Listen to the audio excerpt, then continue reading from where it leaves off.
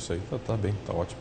Bom, ministro, vamos lá. Eu queria começar perguntando ao senhor sobre a reforma da Previdência, né? Houve aí uma certa crítica de que os militares ficaram de fora desse projeto de reforma que foi apresentado agora, né? Até o secretário de governo, Marcelo Caetano, que está tocando a reforma, disse que isso vai ser, num segundo momento, atacado ali, mas também não deu prazo, né? E gerou-se muita crítica, etc., principalmente pelo fato de os militares hoje serem responsáveis, segundo algumas projeções, cerca da metade, 45% do déficit da Previdência do setor público, né?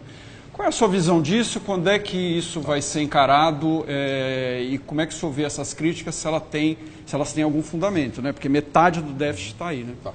Vamos lá. A origem dessa certa confusão se dá ao fato de que estamos falando de reforma da Previdência, mas militares não têm Previdência. Eu sei que isso causa uma surpresa, mas é fácil de você explicar. Por exemplo, todos os meus inativos, são aproximadamente 300 e tantos mil, eles estão na função defesa, ou seja, estão dentro do meu orçamento.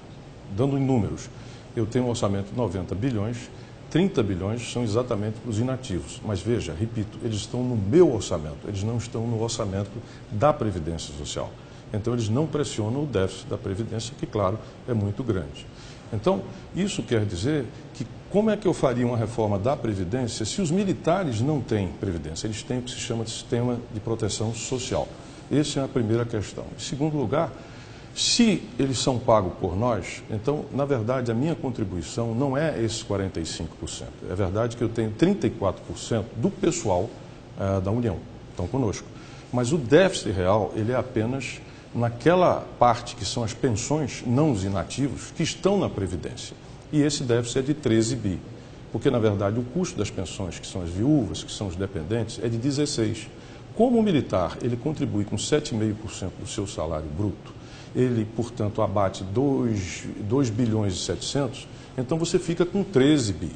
Claro, você pode discutir, bom, e os outros 30? Bom, nós temos uma questão aí que a sociedade tem que decidir, como é que vai ser financiado, quem deve contribuir e como fazê-lo. Mas colocá-lo dentro da Previdência é incorreto, porque, de fato, nós lá não estamos. Mas o que muita gente diz é o seguinte, muito bem, não é a Previdência, mas é dinheiro público, né? Quem paga é o contribuinte, esses 30 bi. E a outra coisa que se diz é o seguinte, bom, um militar que começa hoje com 18 anos, né, na carreira militar, ele vai se aposentar ali antes dos 50 anos e vai viver quase a mesma coisa que ele esteve em serviço, recebendo uma aposentadoria integral. No momento em que todo mundo está tendo que dar a sua parte aí nessa reforma, né, é daí que vem essa... Aí é a segunda parte da sua pergunta. Exato. Ou seja, os militares vão contribuir com a reforma, não se negam a contribuir com a reforma e, evidentemente, que esses temas que você levantou estão em discussão, eles estão na mesa. Ou seja, não há um partido de dizer, olha, não vamos contribuir. Não, pelo contrário. Eu acho que nós temos, inclusive, que discutir tudo isso. Apenas que eles não poderiam ser colocados dentro de um sistema do qual a Constituição não os coloca. E, com relação ao prazo, acredito eu que em fim de janeiro, fevereiro aproximadamente, nós estaremos concluindo essas negociações, apresentando isso perante a sociedade e, claro, o Congresso, a quem cabe, de fato, decidir. Não é? Então, tudo isso está posto, está colocado, não há nenhuma pretensão, por exemplo, a privilégio, e o entendimento da Defesa e das Forças Armadas é que a reforma da Previdência é necessária para o bem do Brasil e contribuição há que ser dada e será dada, apenas isso. Essa é a nossa posição que nós estamos dando até aqui. A sua estimativa é que lá para o fevereiro, por aí, isso esteja em andamento? Da negociação que ser feita. Eu não apresento aqui as mudanças, por exemplo, em tempo de serviço, de idade, e etc., porque, de fato, isso é uma decisão que compete ao presidente antes de ser enviado para o Congresso. Mas nada disso está fora de discussão. E antecipa uma posição que saiu e que gerou bastante críticas, que seria o acúmulo, por exemplo, de benefícios de aposentadoria. Os militares não querem isso, não é certo? Não querem isso. Lembro também que, em 2001, eles já passaram por uma reforma do seu sistema de proteção social. E, às vezes, eu ouço coisas que é preciso corrigir, como, por exemplo, os militares continuam tendo pensões para as filhas. Isso não existe desde 2001. Pois é, isso aí é até motivo de piada, né? Fulano não casou porque mas pode isso perder acabou a pensão em 2001. do pai. Isso não tem mais, tá certo? Como também você subir um degrau em termos da carreira quando da promoção.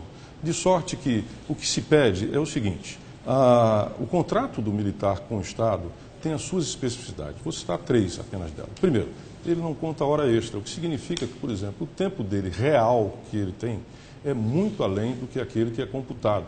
Se você pega, por exemplo, vou citar um exemplo, um submarinista, ele leva 2 meses para ir daqui até, por exemplo, os Estados Unidos. Ele trabalha absolutamente tempo integral. Um servidor civil que tem a sua importância absoluta, não cabe discutir, ele não vive isso. O militar não faz greve, o militar é deslocado a qualquer hora e a qualquer tempo para qualquer lugar. O militar não pode ter um outro emprego, ele é exclusivo como funcionário do Estado. Pode fazer greve. Não pode fazer greve, não pode se sindicalizar. Então, o que se diz é o seguinte, a Constituição entende isso, porque ela diz claramente, tem o militar e tem o servidor civil. Um último detalhe muito importante, Fernando, é o seguinte, isso não é uma jabuticaba. Um estudo feito pela FGV, que eu vou te mandar, prova que no mundo inteiro é esmagador o número de nações onde o militar não tem sistema previdenciário. Eu trouxe até esse documento aqui para deixar com você, onde aqui mostra que apenas 8 países no mundo têm, e não são os mais expressivos, tá certo? Que Estados Unidos não tem, França não tem, Alemanha não tem, Rússia não tem, China não tem, só para ficar nesses exemplos, eles não estão dentro do sistema previdenciário, afora esses 8 países. Agora, bem claro, fique. Nenhuma restrição à discussão, nenhuma indisposição a participar dessa contribuição, respeitada as singularidades. Um outro ponto que o senhor não colocou, mas que eu coloco, é a questão também da própria aposentadoria, né? Que na média do setor público ela é menor, por exemplo, que funcionários do Executivo, Legislativo e do Judiciário. Né? Aí é uma ferida. Sabe por quê? De todas as carreiras de Estado, a que pior recebe é exatamente o militar. Há um achatamento, tá certo, que você não pode ignorar. Eu outro dia fui surpreendido com um general, que eu vou manter no anonimato, que me mostrou que depois de 35 anos de serviço, tá certo, um sujeito que tem mestrado, muitas vezes doutorado, andou pelo mundo, fala 2, 3 línguas, líquido ganhando 15 mil e pouco, o que é o inicial, ou menos do inicial das outras carreiras de Estado. Então, eu acho que a gente tem que ver essas coisas também, porque daqui a pouco você não atrai ninguém para dentro da carreira militar. Porque as outras oportunidades... Aliás, hoje você tem outro detalhe. Uma coisa que as pessoas não sabem. 70% do efetivo do Exército é militar temporário. Ou seja, ele tem um contrato no máximo de 8 anos e não tem os encargos trabalhistas e previdenciários que tem as outras carreiras. Nas outras forças já são 50%. Então, são essas especificidades que, de novo, isso não é referência para nada que signifique privilégio. Mas, de qualquer sorte, é preciso dar uma contribuição e entender o país tem que decidir que forças armadas eu quero, qual é a quantidade que eu quero, qual é o serviço que elas têm que prestar.